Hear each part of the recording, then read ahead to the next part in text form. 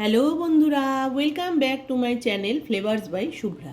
আজ তৈরি করব চিংড়ি দিয়ে বাঁধাকপি বাটা। বাঁধাকপি বাটাটা তৈরি করার জন্য বাঁধাকপিটা নুন জলে সেদ্ধ করে জল ঝরিয়ে নিয়েছি চিংড়ি মাছ আর রসুন আর কাঁচা লঙ্কা। কড়াই গরম করে নিয়ে প্রথমে দিয়ে দিচ্ছি সর্ষের তেল। এবারে আমি নুন হলুদ মাখিয়ে মাছগুলো ছেড়ে দিচ্ছি। মাছগুলো হালকা করে ভেজে নেব। চিংড়ি মাছ বেশি ভাজলে শক্ত হয়ে যায়, তাই মাছগুলো হালকা করে ভেজে তুলে দিচ্ছি।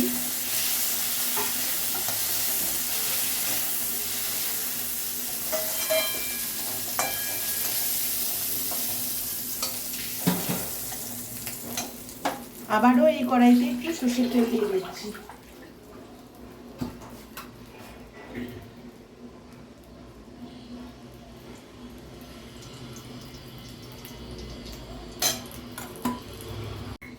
এবারে কিছুটা কালো জিরে সম্বারে দিয়ে দিলাম।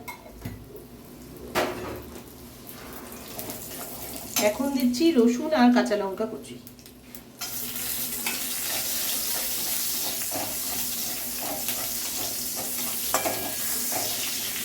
এবারে সেদ্ধ করা বাঁধাকপিটা আমি শিলে বেটে নিয়েছি, সেটা দিয়ে দিচ্ছি।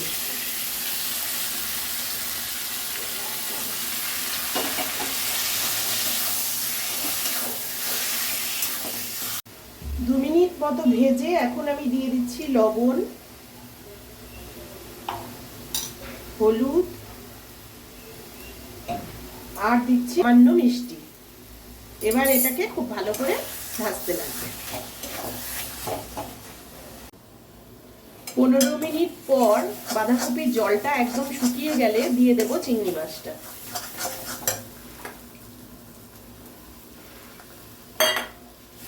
তোমাদের যদি বাঁধাকপি বাটার এই রেসিপিটি ভালো লেগে থাকে তাহলে ভিডিওটিকে লাইক করো, চ্যানেলটিকে সাবস্ক্রাইব করো, আর যারা ফেসবুক পেজ থেকে দেখছো তারা পেজটিকে ফলো করে দিও।